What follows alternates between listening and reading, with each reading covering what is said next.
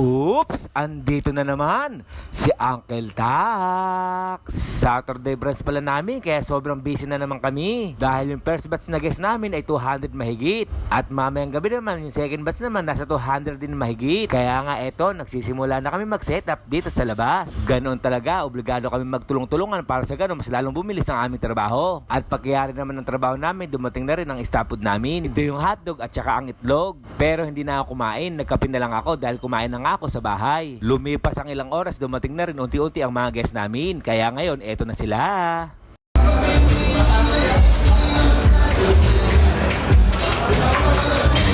At dumating na rin yung mga order nilang mga pagkain. At buti na lang may dumating na part-timer kaya tinulungan nga niya ako. Kaya ngayon, eto, isisend ko na ngayon itong mga starter. Hay, kapagod. Kailan kaya ako magiging amo?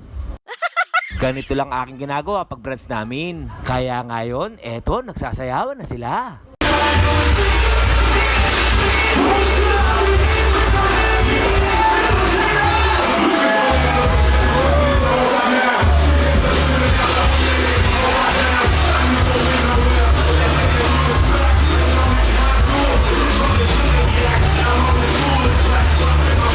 Kaya ang susunod ko naman itong dessert. Sa dessert pa lang, panalong-panalo na sila. Sapagkat masarap na, malasa na, matamis pa. Kaya kalasa.